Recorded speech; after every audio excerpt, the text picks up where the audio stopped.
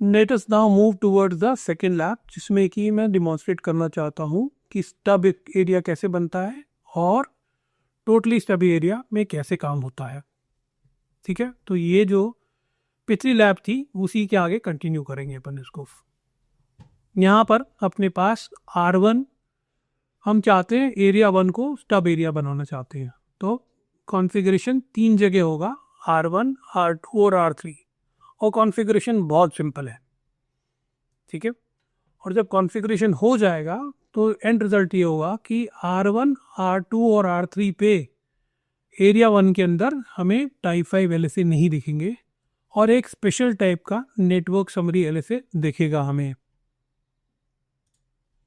ठीक है, चलिए तो पहले अपन यहाँ पर इसको एक बार इसका डेटाबेस देख लेते हैं और इसका राउट टेबल भी देख लेते हैं।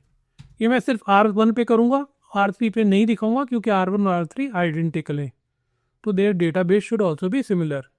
तो यहाँ पर आप देख लोगे कि ये दिख रहे हैं अपने को LSAs, टाइप 4 भी दिख रहा है, टाइप 5 भी दिख रहा है अभी इस स्थिति में। ठीक है, और राउटिंग टेबल में अपने को दिख रहा है क्या, यहाँ पर कोई डिफ़ॉल्ट राउट नहीं दिख रहा है, अपने को कुछ नहीं दिख रहा डिफ़ॉल्ट राउट, पर अपने को एक्सटर्नल राउट 10 और 67 दिख रहे हैं। ठीक है, तो let us start with the configuration for stub area. Configure terminal, और फिर बात करते हैं अपन राउटर OSPF20, और सिंपल कमांड है एरिया 1 टब, तथा किया। और जैसे ही मैं करूँगा तो एडजेसेंसी R1 की R2 के साथ ब्रेक हो जाएगी। ठीक है, क्योंकि एडजेसेंसी या नेबरशिप बनने के लिए ये ज़रूरी है कि दोनों या तो स्टब हो या दोनों स्टब नहीं हो, और क्योंकि अब ये मिसमैच हो गया, सिर्फ R1 पे किया है, तो इसलिए वो एडजेसेंसी ब्रेक हो गई है। जैसे ही मैं R2 पे भी जाके कॉन्फ़िगर करूँगा एरिया 1 स्टब, ये एडजेसेंसी वापस बन जाएगी।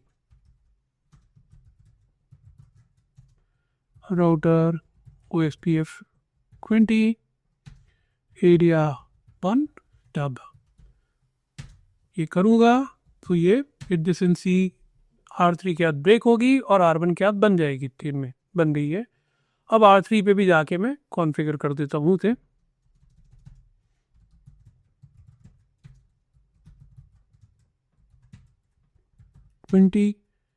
एरिया 1 स्टब, और ये हमारा काम हो गया है। R1 पे वापस चल के अब हम ऑब्जर्व करेंगे इसको।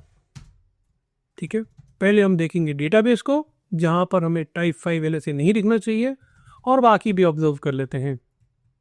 डेटाबेस यहाँ पर देख लो आप, टाइप 5 LSA था वो चला गया है, टाइप 4 LSA जो एक बार समरी था वो भी चला गया है। यहाँ पर आप दिख रहे थे, ये यहाँ पर अपने को ये दिख रहे थे, ये टाइप 5 LSA दिख रहे थे, और ये टाइप 4 LSA दिख रहा था, ये चला गया है, यहाँ पर नहीं है। और जैसे मैंने बोला था कि यहाँ पर अभी 3 नेटवर्क समरी LSA थे, हर नेटवर्क का एक 24 नेटवर्क का था, एक 45 नेटवर्क का था और 46 का।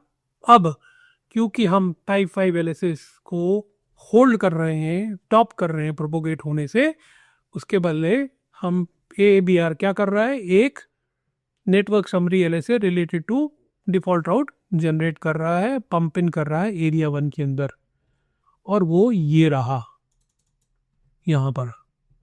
ठीक है, और अब हम इसकी राउटिंग टेबल को भी देख लेते हैं, शो IP राउट। तो आप देख लोगे कि यहाँ पर जितने भी एक्सटर्नल LSA से, एक्सटर्नल राउट से 67 या 10 वो नहीं दिख रहे हैं, और उसके बदले में ये एक डिफ़ॉल्ट राउट आ गया है, इंस्टॉल हो गया है। ठीक है, अब वन फाइनल थिंग यहाँ पर हम चेक कर लेते हैं, वो ये है कि हम यहाँ से पिंग करके देख लेते हैं 10 को कि अभी भी नेटवर्क कनेक्टिविटी चल रही है कि नहीं चल रही, और ये बिल्कुल परफेक्टली चल रही है। तो ये कंसेप्ट हुआ कि हमने इस एरिया को स्टब बना दिया। स्टब बनाने के क्यों बनाया, क्योंकि हम उसमें एक्सटर्नल LSA नहीं भेजना चाह रहे थे।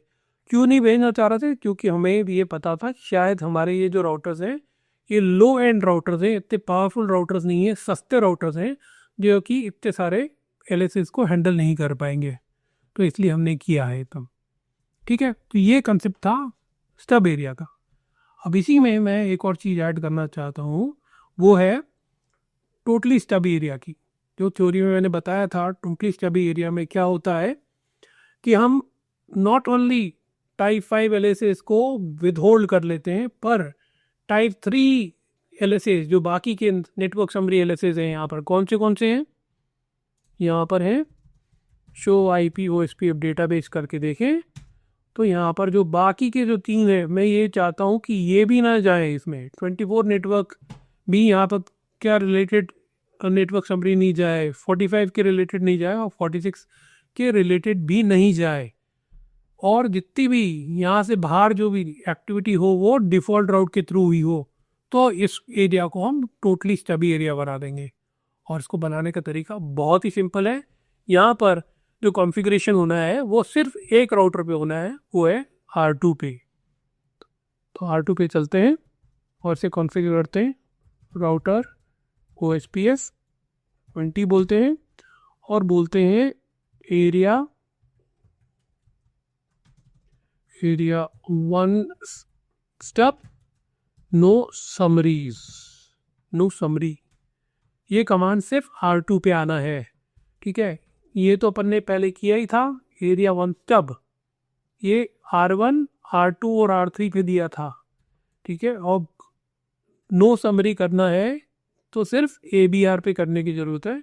हम बोल देंगे नो समरी, और जैसे ही ये करेंगे तो इससे क्या होगा कि R2 जो है, जो 3 नेटवर्क समरी एलएसएस है उनको स्टॉप कर देगा प्रोपोर्ट करने से, और एज अ रिजल्ट जो उसके करस्पॉन्डिंग राउट से वो हट जाएंगे और सिर्फ डिफ़ॉल्ट राउट दिखेगा अपने को R1 और R3 में। चल किया ये अपन ने, एंड करते हैं इसे और वापस चल के देखते हैं R1 पे।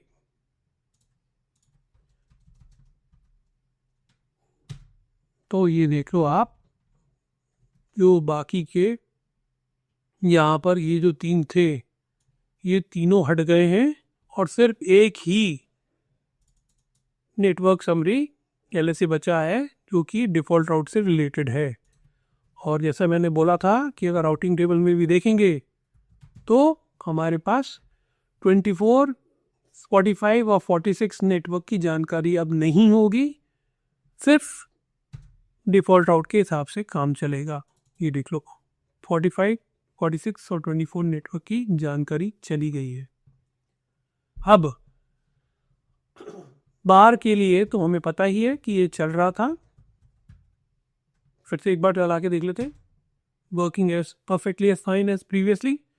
और हमें बाहर वाले जैसे कि 46 नेटवर्क के लिए कनेक्टिविटी चेक करनी है, तो हम यहाँ पर देख लेते हैं 46.0.0. क्या था यहाँ पर R6 का एड्रेस 46.0.0.6, और ये भी चल रहा है। ये एक बार और तसल्ली करने के लिए 45 नेटवर्क पे भी इसको चला के देख लेते हैं, ये भी चल रहा है। तो ये था स्टब एरिया और टोटली स्टब एरिया का कॉन्फ़िगरेशन वाला लैब। सवाल, question, anything, anyone has any questions, कोई डाउट्स? तब समझ में आ गया?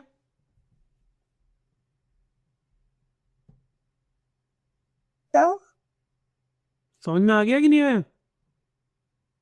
I have doubt. हाँ बोलो। सर, जब अपन ने स्टब एरिया बनाया तब तीनों राउटर में कॉन्फ़िगर करा, जब टोटल स्टब बनाया तो सिर्फ राउटर 2 में क्यों करा? क्योंकि ध्यान दो उस पर क्या लिखा था, राउटर 2 ही है जो कि समरी एलएसए भेजता है, राइट? जो समरी एलएसए भेजता है वहां अपन बोल रहे हैं कि नो समरीज मत भेजो भैया, नो समरीज। तो राउटर 2 पे सिर्फ अपन ने बोला है कि भैया तुम जो समरीज भेज रहे थे उनको भेजना बंद कर दो, नो समरीज।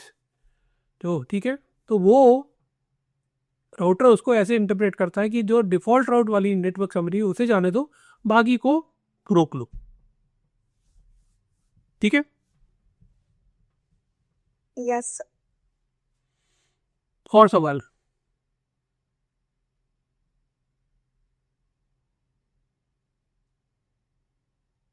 वो doubt. Please ask your question. Yes sir, actually sir मेरा क्वेश्चन था कि जो हमने पहले स्टम एरिया बनाया वन R2 एंड R3 तीनों पे करा एंड देन टोटली के लिए गए फॉर R2 ओनली, बट हम ये डायरेक्टली टोटली स्टम एरिया R2 पे बना के भी कर सकते हैं क्या ब्लॉक देखो, एनालिसिस? ये बात ध्यान रखो, जब मैंने स्टब एरिया का कॉन्फ़िगरेशन कर रहा था तो आपने देखा था कि उनकी एडजेसेंसी डाउन हुई की थी। यस। और फिर मैंने ये बताया था कि ये रिक्वायरमेंट है कि जब भी आप दोनों साइड को अगर स्टब में ऐड करना है तो उनका कॉन्फ़िगरेशन मैच होना चाहिए। तो आप अगर शुरू करना चाहते हो, अगर आपका क्वेश्चन ये है कि सिर्फ अगर मैं R2 पे कॉन्फ़िगरेशन करूं और टोटली स्टबी एरिया से करूं और R1 और R3 पे नहीं करूं तो ऐसे चलेगा क्या? तो आंसर है कि नहीं चलेगा। आप ऐसा कर सकते हो अगर आपका उद्देश्य ये है कि हमें इसे शुरू से टोटली सभी बनाना है तो आप कर सकते हो। तो आप ये कमांड दे सकते हो, area 1 stub no summaries, R2 भी दे सकते हो, पर R1 और R3 पे आपको तब भी एरिया 1 स्टब कमांड देना पड़ेगा। समझ में आई बात? Does it answer your question? आपको आपके क्वेश्चन का आंसर मिला क्या? Got it. चलिए, गुड। और सवाल?